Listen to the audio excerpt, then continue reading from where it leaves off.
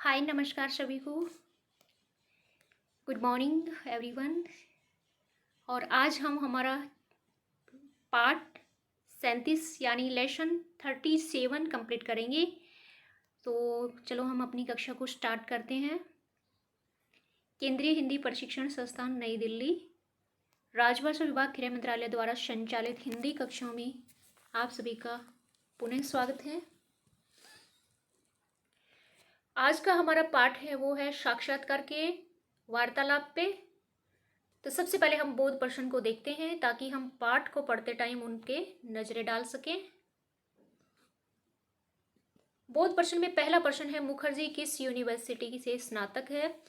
जैसे ही हम लेसन को आरंभ करेंगे, है ना, तो उसमें हमें ये दिखाई देगा आरंभ करते ही, मुखर्जी किस यूनिवर्सिटी से स्नातक है। मुखर्जी को मराठी कितनी आती है। उसके बाद शॉर्ट हैंड को हिंदी में क्या कहते हैं, ये तो आपको पता ही होगा। शॉर्ट हैंड को हिंदी में क्या कहते हैं। मुखर्जी इस समय कहाँ काम कर रहे हैं। मुखर्जी विदेश क्यों नहीं जाना चाहते। कंपनी कहाँ खोलना चाहते, कहाँ अपनी शाखा खोलना चाहती है। इस तरह के क्वेश्चन हम हमारे पाठ में देखेंगे। सबसे पहले हम पाठ को प्रारंभ करते हैं। तो इसमें देखिए राइट साइड में जो है क्रिया दी हुई है। आज जो है क्रिया के बारे में जो है हमारी वार्तालाप स्टार्ट हो गई है। क्रिया आपको पता है इंग्लिश में जिसे वर्ब कहते हैं। It's okay. तो क्रिया क्या होती है, क्रिया दो तरह की होती है जैसा इसमें मेंशन किया हुआ है। क्रिया दो तरह की होती है, एक सकर्मक होती है और एक अकर्मक होती है। सकर्मक क्रिया वो होती है जो कर्म को साथ में रख के चलती है। अकर्मक क्रिया वो होती है जैसे जिसका हमें जो काम तो दिखता है, मतलब कार्य तो कर रहे हैं पर उसका काम इंक्लूड नहीं होता, यानी उसका कर्म इंक्लूड नहीं होता। जैसे हम कहते हैं ना पक्षी उड़ रहे हैं, तो हम देखते हैं पक्षी उड़ रहे हैं, तो इसमें ना पक्षी उड़ तो रहे हैं पर ये हम उनका काम जो है ना, ऐसा मतलब उनको सकर्मक के में इंक्लूड नहीं करेंगे और अकर्मक होगी वो। और जैसे मैं बोल रही हूँ, मैं पुस्तक पढ़ा रही हूँ, तो ना मैं पुस्तक पढ़ा रही हूँ तो आप उसे लर्न कर रहे हैं ना, आप कुछ सीख रहे हैं ना, तो ये कोई कार्य हो रहा है। तो सकर्मक के अंदर वही इंक्लूड होता है जिसमें कर्म किया जाता है। और इसका जो एक मेन बात ये होती है, इसमें सब्जेक्ट वर्ब और ऑब्जेक्ट होता है। और हमारा अकर्मक क्रिया होती है उसमें हमारा ऑब्जेक्ट न के बराबर होता है तो इसमें ऑब्जेक्ट ही नहीं होगा तो क्या कर्म करेगा वो, ऑब्जेक्ट कर्म होता है ना। हिंदी में अगर हम बात करें, हिंदी में इसे क्या बोलते हैं, कर्ता कर्म और क्रिया, इस टाइप से इसे बोला जाता है। तो आप इंग्लिश के थ्रू अगर इसे समझेंगे तो आसानी रहेगी। हम इसे पढ़ेंगे पाठ को, उसके बाद ये सब हमारे समझ आ जाएगा। सबसे पहले देखिए उम्मीदवार जो है इंटरव्यू के लिए प्रवेश करता है, तो सबसे पहले हम जैसे ही इंटरव्यू कक्ष में जाते हैं तो हम क्या बोलते हैं, नमस्ते, है ना।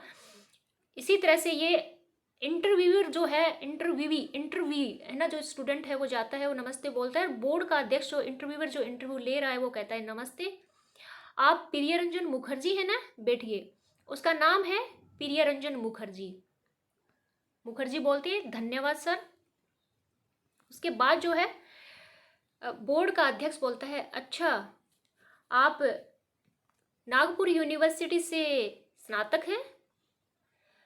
ये उसका पहला सवाल है इंटरव्यू में। बीए में आपके विषय कौन से थे, ये पूछा जाता है। बीए में आपके सब्जेक्ट कौन कौन से थे, विषय यानी सब्जेक्ट है। मुखर्जी बोलता है सर अर्थशास्त्र, इतिहास, राजनीतिक शास्त्र, राजनीति शास्त्र, अंग्रेजी और हिंदी, ये 5 विषय सब्जेक्ट उसके पास बीए में थे। क्या आपको मराठी भी आती है। जी हाँ मुझे मराठी भी आती है, अच्छी तरह लिख पढ़ लेता हूँ। अब देखो उसको मराठी कितनी आती है, ये सवाल था ना, तो उसको इतनी आती है कि वो अच्छी तरह से लिख पढ़ लेता है। क्या आप टंकण, मेरा मतलब टाइपिंग जानते हैं। टाइपिंग जो करते हैं ना उसको हिंदी में टंकण बोलते हैं। टंकण इसको देसी भाषा में अगर समझा जाए तो आप जैसे ही टाइप करेंगे तो टक टक टक की आवाज़ आती है ना हमारे कीबोर्ड से, तो आप उसे मानना कि इससे ये टंकण शब्द बना है, ठीक है। तो टंकण क्या है, टाइपिंग। तो कह रहे जी हाँ मैं हिंदी और अंग्रेजी दोनों में टाइप कर सकता हूँ। वेरी इंटेलिजेंट, हिंदी में भी टाइप कर लेता है। अब देखो क्या आपको आशुलिपि यानी शॉर्ट हैंड, अब देखो ये हमारा सवाल था बोध प्रश्न के अंदर, शॉर्ट हैंड क्या होता है। शॉर्ट हैंड यानी आशुलिपि। शॉर्ट हैंड को हम आशुलिपि भी कहते हैं। जी आजकल मैं हिंदी आशुलिपि सीख रहा हूँ, अंग्रेजी शॉर्ट हैंड भी जानता हूँ।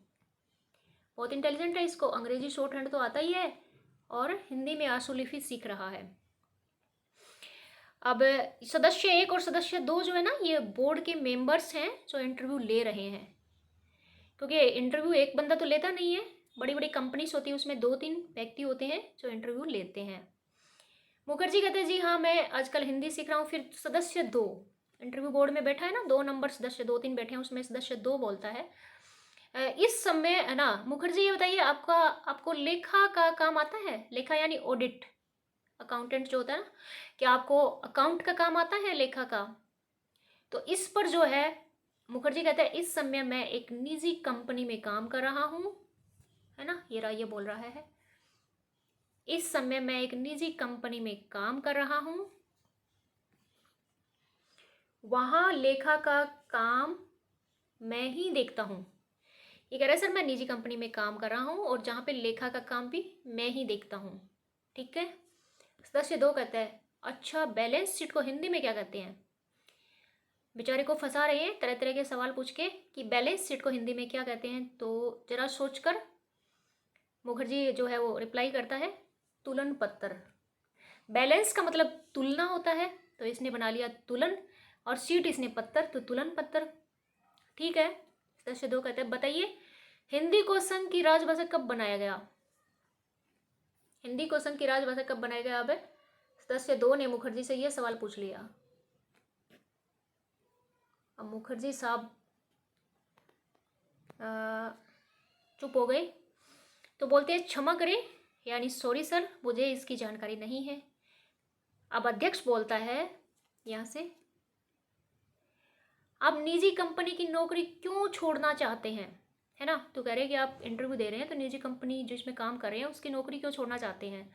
तो इस पे जो है ना मुखर्जी सर पकड़ के बैठ जाता है, बोलता है कंपनी मुझे इटली भेजना चाहती है लेकिन मेरे पिताजी का क्या है, स्वास्थ्य ठीक नहीं रहता होगा, इसलिए देखते हैं पहले लुक को। हाँ, स्वास्थ्य ठीक नहीं है, कंपनी मुझे इटली भेजना चाहती है लेकिन मेरे पिताजी का स्वास्थ्य ठीक नहीं है और इसलिए इस समय मैं विदेश नहीं जा सकता। उसके बाद जो है उससे पूछा जाता है कि हम अहमदाबाद में एक शाखा खोलना चाहते हैं, यह पद अहमदाबाद के लिए है, कि आप अहमदाबाद जा सकेंगे? इंटरव्यू से उसके पास सवाल आता है कि आप अहमदाबाद जाने के लिए तैयार है? जी हाँ, खुशी से जा सकता हूँ, मेरी पत्नी गुजराती है, उसका मायका अहमदाबाद में है। अब वो बोलते हैं इंटरव्यू वाले बहुत अच्छा, अब आप जा सकते हैं, धन्यवाद।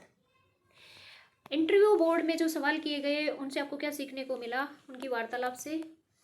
अगर जनरल बात की जाए तो ये सीखने को मिला कि इंटरव्यू बोर्ड में ईमानदारी से काम करना चाहिए, हमें कोई बातें जोड़ तोड़ के नहीं पेश करनी चाहिए, क्योंकि इंटरव्यू बोर्ड वाले बहुत इंटेलिजेंट होते हैं और वो हमसे काफ़ी अनुभव वाले व्यक्ति होते हैं। इसलिए जैसे मुखर्जी को राजभाषा का सवाल नहीं आया तो उसने मना कर दिया, पर उसने झूठ नहीं बोला। तो ये इंटरव्यू की खासियत होती है। मैंने भी कम से कम 6-7 इंटरव्यू फेस किए हैं और पीसीएस के भी, तो उसमें भी यही होता था कि हम जो नहीं आता उसको सॉरी बोल दीजिए। इसके बाद हम हमारे बोध प्रश्न पे जाते हैं। ये देखिए हमारे बोध प्रश्न, इसमें आपको क्या दिखाई दे रहा है? मुखर्जी किस यूनिवर्सिटी से स्नातक है और मुखर्जी को मराठी कितनी आती है? दोनों प्रश्नों को हम ऊपर जाके देखते हैं। मुखर्जी को मराठी कितनी आती है वो तो हमने देखा ही था, और किस यूनिवर्सिटी से उसने स्नातक किया है तो हम देखते हैं। देखो, नागपुर से मुखर्जी ने नागपुर यूनिवर्सिटी से स्नातक किया है और उसको मराठी कितनी आती है ये भी हमारे ये रहा, लिख पढ़ सकता है ना। मुझे मुखर्जी को मराठी उतनी ही आती है जितना कि वह अच्छी तरह से लिख पढ़ सकता है। ठीक है, दोनों क्वेश्चन हो गए। अब हम चलते हैं हमारे प्रश्न नंबर 3 की तरफ, जो क्या इंडिकेट कर रहा है देखते हैं। ये रहा, क्या आ गया? मुझे लग रहा है कुछ दूसरा खुल गया। राजीव नो, ये कहाँ है भाई? इसको तो हमने देखा ही नहीं है। पार्थ की शादी वगैरह क्या खुल गया?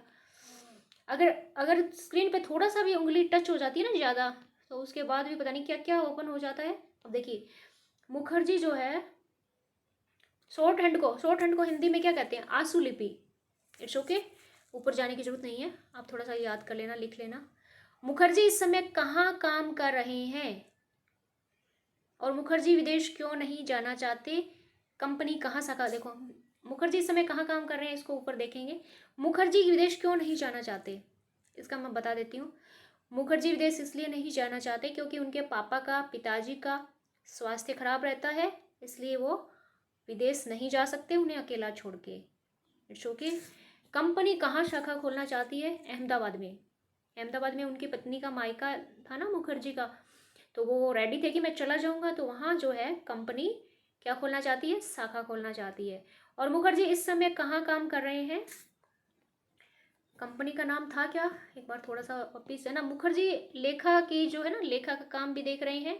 निजी कंपनी में कोई काम कर रहे थे, तो कंपनी का नाम तो मुझे याद नहीं आ रहा कौन सी में कर रहे थे, देखते हैं। चलो ये रहा, इस समय निजी कंपनी आएगा, नाम नहीं लिख रखा। मुखर्जी इस समय एक निजी कंपनी में काम कर रहा है और जहां वो लेखा का भी काम देखता था। ऐसे ही बस एक लाइन लिख देना, मुखर्जी इस समय निजी कंपनी में काम कर रहा है। इसके साथ ही हमारे बोध क्वेश्चन हो गए कंप्लीट। अब हम देखते हैं हमारे शब्दार्थ, उसके बाद देखते हैं। अगर ज़्यादा लॉन्ग है तो मेरे, नहीं हम कर देंगे इसे आज, मुझे लग रहा है छोटा ही है। छोटा तो क्या है, पर करते हैं, क्योंकि मेरे पास वर्कशॉप के लिए कॉल आ रहे थे, तो मैंने वो फ़ोन को स्विच ऑफ किया है, कॉल अटेंड नहीं कर पाई थी, और इसके लिए कुछ भी नहीं कह सकते। अब क्या होगा देखते हैं। शब्दार्थ देखिए, शब्दार्थ जो है इसमें स्नातक जो होता है ग्रेजुएट होता है। प्राइवेट को हिंदी में निजी बोलते हैं। विषय मैंने बताया था सब्जेक्ट होता है। नॉलेज इंफॉर्मेशन जानकारी। अर्थशास्त्र हमारा इकोनॉमिक्स होता है, और हेल्थ स्वास्थ्य सबको पता है। राजनीतिक शास्त्र जो है, राजनीतिक भी बोलते हैं लेकिन इसे राजनीति शास्त्र भी बोलते हैं। राजनीति शास्त्र पॉलिटिकल साइंस होता है, जिसे हम अगर शुद्ध बोला जाए तो पॉलिटिकल साइंस जैसे बोलेंगे, पॉलिटिकल साइंस है ना, वैसे पॉलिटिकल बोलते हैं, बोलचाल में बोल देते हैं पॉलिटिकल, लेकिन एक शुद्ध रूप में इसे बोला जाएगा तो पॉलिटिकल साइंस। और इतिहास जो होता है हिस्ट्री। पद पोस्ट होता है, क्षमा करे एक्सक्यूज मी। गति स्पीड होता है। शाखा जो होती है बैंक की शाखा वगैरह हम देखते हैं ना, पोस्ट ऑफिस की शाखा भी होती होगी कहीं, ब्रांच बोलते हैं जिसे। उसके बाद जो है हमारी टिप्पणी देखिए, इसमें क्या कोई कल्चर से संबंधित कोई शब्द आया है? हाँ जी, कुछ हमें दिखाई दिया है, ये वाला। कल्चर से ऐसे है कि हम हमारी इंडियन कल्चर के अंदर हम क्या है, बड़ों का रिस्पेक्ट करते हैं, आदर करते हैं, अगर कोई गलती करते हैं तो उनसे माफ़ी मांगते हैं, तो ये ही कल्चर का एक शब्द है। तो जिसमें इसमें हमें दिखाया है कि माफ़ कीजिए, क्षमा करें, पार्डन मी, एक्सक्यूज मी, दोनों ही शब्द आप यूज कर सकते हैं अगर आपकी कहीं गलती हो गई या आप माफ़ी चाहते हैं उसके लिए। उसके बाद हमारा आ रहा है पर्यायवाची शब्द। पर्यायवाची जो है मैं पहले ही बता चुकी हूँ कि समान अर्थ वाले शब्द होते हैं। तो धन्यवाद का शुक्रिया तो बहुत ही बार आ गया, हम पहले भी पढ़ चुके हैं। यानी अर्थात हम बोलते हैं ना, यानी मैंने वो बात बोला तो था, यानी अर्थात, अथवा के बीच में जो शब्द लगाते हैं ना, अर्थात। ऐसे स्वास्थ्य होता है तंदुरुस्ती, स्वास्थ्य होता है हेल्दी। इसका दूसरा अर्थ होता है तंदुरुस्ती, तंदुरुस्ती। यूनिवर्सिटी जो होता है विश्वविद्यालय होता है भाई। यूनिवर्सिटी इंग्लिश का शब्द है, हिंदी में जिसे विश्वविद्यालय बोलते हैं, और इस टाइप से लिखा जाता है। क्षमा करना, माफ करना, खुशी से, प्रसन्नता से, हैप्पीनेस। विलोम शब्द जो होते हैं विपरीत अर्थ वाले शब्द होते हैं, जैसे निजी का सरकारी हो जाएगा, सार्वजनिक हो जाएगा, ठीक का गलत हो गया, देश का विदेश हो गया, खूब का थोड़ा, मतलब ज़्यादा का हम कम बोलते हैं ना, तो खूब ज़्यादा होता है, अधिक, खूब यानी अधिक चीज़, अधिक मात्रा में, तो उसका उल्टा हो जाएगा, रिवर्स हो जाएगा, विलोम हो जाएगा, थोड़ा या कम, स्वस्थ, अस्वस्थ, अस्वस्थ बीमार। इसी के साथ जो है अब आ जाती है हमारी क्रिया। एक चार्ट दिया हुआ है, इसे हम देख लेते हैं। इस चार्ट में हमें क्या दिया है, क्रिया जो होती है हमारी वर्ब होती है, ठीक है। क्रिया क्या होती है, हमारी वर्ब होती है। इसमें हम क्या लिखते हैं, जैसे ये पुरुष तो मैंने सब बताया था, आई, माई, मी, ये सब मैं बता चुकी हूँ। तो पुल्लिंग स्त्रीलिंग से वही बात रिपीट किया भाई, इसमें कोई खास नहीं किया है। और इसने एक बात ये रिपीट किया है, ये जो दिए हुए ना पुल्लिंग और जो स्त्रीलिंग लास्ट में दिए हुए हैं, जानता है, जानती है, तो ये क्रिया है सारी। क्रिया मतलब ऊपर देखो लिखा है ना, जानना, टू नो, तो इन्हीं को इन्होंने मे के साथ क्या लगेगा, जानता है, जानती हूँ, ऐसे। अगर आपका पुल्लिंग मतलब पुरुष है तो आप लिखेंगे जानता हूँ, स्त्रीलिंग है तो आप लिखेंगे जानती हूँ, है ना। इस चार्ट में देख के आप देखो, एक नंबर लाइन में, फिर तुम के आगे क्या लिखा है, जानते हैं, जानती हूँ, यही पुल्लिंग स्त्रीलिंग इन्होंने बताया है। जब कर्ता के साथ को विभक्ति आती है तब क्रिया कर्म के अनुसार आती है। देखो, जब कर्ता के साथ को विभक्ति आती है तो क्रिया जो है कर्म के अनुसार आती है। कर्म हमारा कोई वाक्य होता है, उसको पढ़ के पता लगता है कि इसमें कर्म क्या है। देखिए, मुझे हिंदी आती है, इस वाक्य में कोई कर्म नहीं बता रखा। मुझे हिंदी आती है इसका मतलब ठीक है, ये उसका इंटेलिजेंस है कि उसे हिंदी आती है, पर इसमें हम ये तो नहीं कह सकते कि वो कोई क्रिया कर रहा है। अगर मैं इसमें बोलती कि मैं हिंदी की किताब पढ़ रही हूँ या फिर मैंने हिंदी की परीक्षा दी है, तो हम बोलते कि उसने कोई कर्म किया है। तो इसमें आपको को विभक्ति दिखाई नहीं दे रही ना, तो को विभक्ति वहीं आती है जहाँ पे क्रिया में कर्म हो, क्रिया में कर्म के अनुसार हो, और वो ही क्रिया सकर्मक होती है। तो ये जो है ना, ये सारी जो भी दिए हुए हैं, ये जितने भी 5 पॉइंट दिए हुए हैं, ये सभी अकर्मक क्रिया है जिनमें कर्म नहीं है। मतलब कर्म नहीं है, वो अपनी एबिलिटी, अपनी इंटेलिजेंस को बता रहे हैं सब। 2 नंबर वाक्य देखिए, उसे कार चलानी आती है, ये उसकी आप इंटेलिजेंस या उसकी योग्यता कह सकते हैं। उन्हें तैरना आता है, ये भी कोई कर्म नहीं है। शीला को गाना आता है, मोहन को चित्रकारी आती है, देयर इज नो एनी कर्म, आप कह सकते हैं। तो उसके बाद हमारा आता है क्रिया कैन। दूसरी क्रिया का एक उदाहरण और दिया है, दूसरी क्रिया का एक उदाहरण हमें और दिया है, वो क्या है, कैन का एग्जाम्पल दिया है। देखो कैन, ये रहा, है ना, CAN है, ये थोड़ा सा लग गया, आप इसे रिमूव करना। तो जहाँ सक क्रिया आती है वहाँ कर्ता के साथ को का प्रयोग नहीं होता। अब इसने बताया कि अकर्मक क्रिया कौन सी होती है, जहाँ भी आपको लगे ना कि मैं खा सकता हूँ, गा सकता हूँ, तो ये कह रहा है जहाँ पे आपको सक लगे, यानी सकता, सक, आप इंग्लिश से समझ सकते हैं कैन, जहाँ पे आपको कैन का लगे ना, तो कैन जो है कैपेसिटी और अपनी एबिलिटी को दिखाता है।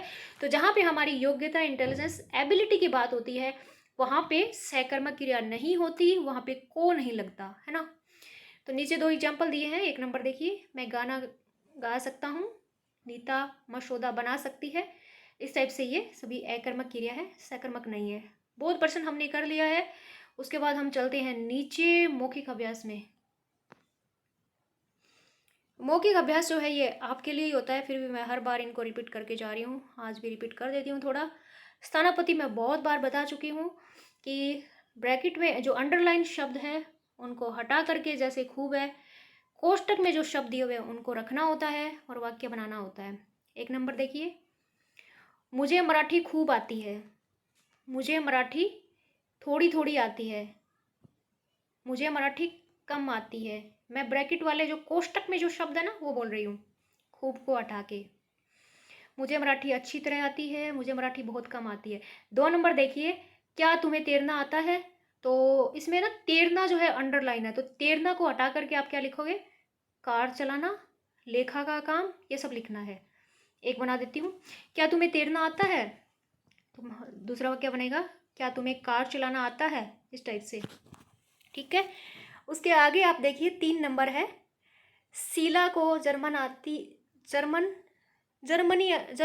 है, शीला को जर्मन आती है, तो आप शीला की जगह मोहन लिखेंगे। मोहन को जर्मन आती है, सुधा को जर्मन आती है, चाचा जी को जर्मन आती है, मैनेजर को जर्मन आती है, हम दोनों को जर्मन आती है ना। 4 नंबर देखिए, मेरी बहन को चित्रकारी आती है, मेरी बहन को फ्रेंच आती है, मेरी बहन को तैराकी आती है, मेरी बहन को तमिल आती है। इस टाइप से आपको इसे बनाना है। फिर आपको क्या करना है, रूपांतरण अभ्यास के कुछ वाक्य दिए हुए हैं, उन्हें आप देख सकते हैं। तो रूपांतरण अभ्यास के अंदर देखिए आपको क्या दिखाई दे रहा है। 1 नंबर वाक्य देखिए सबसे पहले। रूपांतरण अभ्यास में 1 नंबर वाक्य है, हम हिंदी खूब जानते हैं, हमें हिंदी खूब आती है।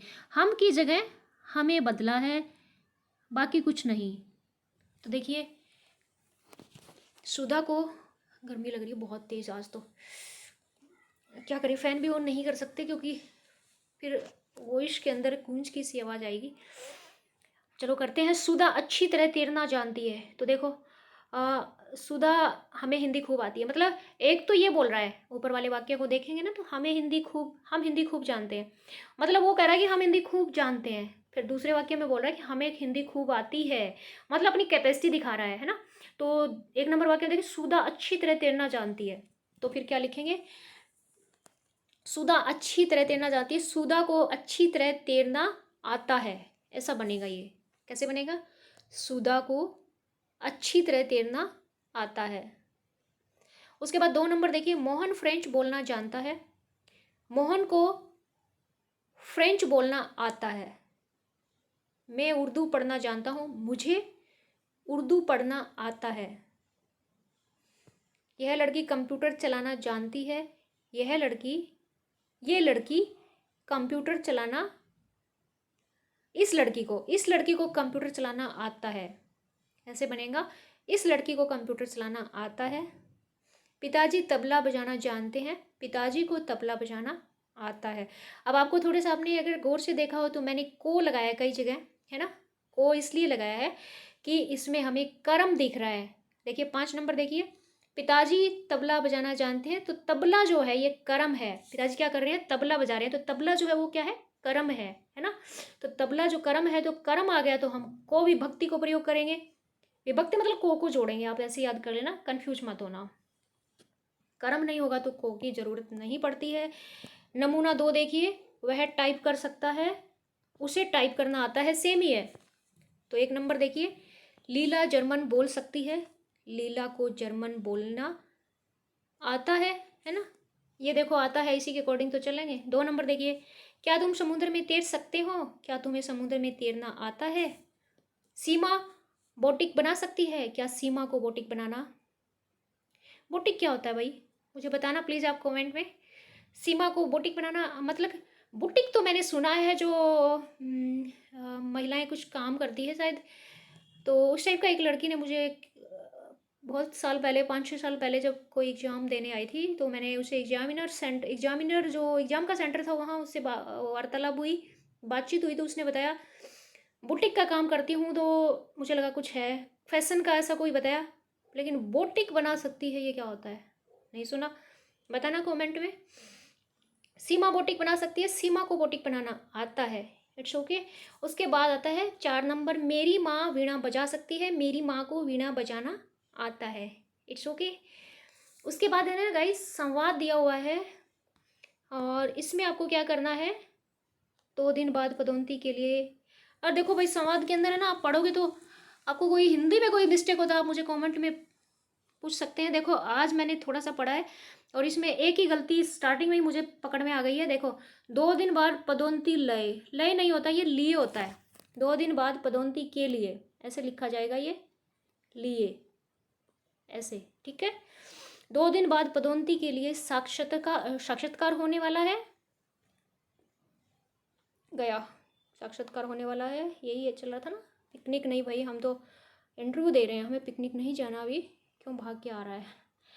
तो इसमें परीक्षार्थी एक दूसरे से प्रश्न पूछकर इंटरव्यू की तैयारी करें। इस बातचीत में आता है, जानता है, तीनों क्रियाओं का प्रयोग कर सकते हैं, और टाइपिंग जानते हैं या गुजराती जानते हैं, मुझे टाइपिंग को, बाकी कोई गलती नहीं है, आप देख लेना, है ना। ये वार्तालाप के लिए, कन्फ्यूजन के लिए। और तो चाहे तो इस लेसन को काफ़ी बढ़ा सकते हैं, पर है ना समय की सीमा होती है। हम सिर्फ उतना ही डिस्कस करेंगे जितना हमें चैप्टर में दिया हुआ है। और इसी के साथ जो है थोड़ी सी हवा भी बंद है, थोड़ा फ़ैन ऑन करते हैं, उसके बाद कुछ नेक्स्ट सोचते हैं। मैं कुछ एग्ज़ाम या उसके बारे में बताने वाली थी, हमारा टेस्ट होना है, तो मैं चाह रही थी कुछ टेस्ट के बारे में कुछ डिस्कस करें कि टेस्ट में क्या आएगा, कैसे आएगा, वो हम नेक्स्ट वीडियो में देखेंगे। पर इसी बीच मिड में मैं एक टेस्ट जरूर लूँगी, हमारे पार्ट 1 का मेगा टेस्ट 100 नंबर का। तो आप अपनी तैयारी जारी रखिए। वो टेस्ट मैं उसी दिन लेना चाहती हूँ जिस दिन मेरा ऑफिशियल वर्क होता है। जैसे हिंदी पखवाड़ा चल रहा है, पूरे सितंबर चलेगा, तो इसमें ना आई थिंक पूरे सितंबर चलेगा। तो इसमें क्या है कि कहीं लेक्चर देने होते हैं, कहीं कुछ काम हो जाता है ऑफिस की वजह से। तो उस टाइम मैं चाहती हूँ कि आप जो है आपका टाइम वेस्ट ना हो, आप डिस्टर्ब नहीं हो। इसीलिए मैंने जो है अभी जो 2 दिन टेस्ट में देना चाह रही थी उसको मैंने स्किप किया, क्योंकि अब तो मैं क्लासेस ले सकती हूँ, है ना। और उस टाइम मैं ना आपको टेस्ट दूंगी, तो आप भी टेस्ट देंगे और मैं भी ऑफिशियल वर्क के अंदर अपना काम जो है उसे कंप्लीट कर पाऊंगी। इसी के साथ लेकिन टेस्ट की तैयारी रखिए, और जो चल रहा है उसे भी पढ़ते जाइए। ये जो है हो सकता है कि पहला पार्ट है उसका टेस्ट होने के 2-4 दिन बाद में जो हम इसमें पढ़ रहे हैं ना उसका टेस्ट भी लिया जाए, क्योंकि बीच में भाग 2 स्टार्ट हो चुका है। इसका आधा जब तक आ जाएगा उसके मिड में हम इसका भी एक टेस्ट लेंगे, है ना। तो प्लीज़ आप पढ़ते जाइए, तैयारी करते जाइए। कुछ समझ नहीं आए तो आप कमेंट बॉक्स में मुझसे पूछ सकते हैं, पर्सनली भी व्हाट्सअप कर सकते हैं। ओके, मिलते हैं हमारी अगली कक्षा में और नए चैप्टर के साथ। देखते हैं, थोड़ा सा झलक तो देख लें हमारा चैप्टर क्या बोल रहा है। रुको रुको भाई, एक वाक्य और है। हुक्म क्या है? प्रोफेसर चंद्रहासन का उत्तर और दक्षिण भारत का सेतु हिंदी ही हो सकती है। सही बात कहा भाई, उत्तर दक्षिण भारत का सेतु जो है हिंदी ही एक दूसरे को जोड़ सकती है, क्योंकि आपको पता है साउथ में हिंदी जो है उसका विरोध किया गया है हमेशा, जितने भी मोमेंट हुए हमने देखा है। तो चलो, अब विवाह का निमंत्रण आ रहा है, और राइट साइड बॉक्स में भी भविष्य जो है हमारा फ्यूचर टेंस के बारे में बताया गया है। तो विवाह का निमंत्रण है, उसे इंटरव्यू हो गया, अब शादी होगी, है ना। अब हम आगे विवाह के निमंत्रण के बारे में डिस्कस करेंगे। तो आज की कक्षा को मैं यहीं समाप्त करती हूँ। Okay, bye, all the best. one thing I want to say is that please use the mask and maintain your distance so that we all be safe or through the third waves which we are listening from various person that third waves is coming and it has come in south also। तो हमें इससे बचना है, हम नहीं चाहते कि वापस से, और हमसे जुड़े हुए जितने भी हमारे अधिकारी कर्मचारी हैं उन सबको भी प्लीज़ आप जब भी देखें उनके मास्क नहीं है तो आप उन्हें सजेस्ट कीजिए, please use the mask and maintain distance education, से दिस लाइन 1। और ऐसा करने से हम खुद तो बचेंगे, दूसरों को भी बचाएंगे और हमारा देश भी सुरक्षित रहेगा। Okay, bye bye, take care.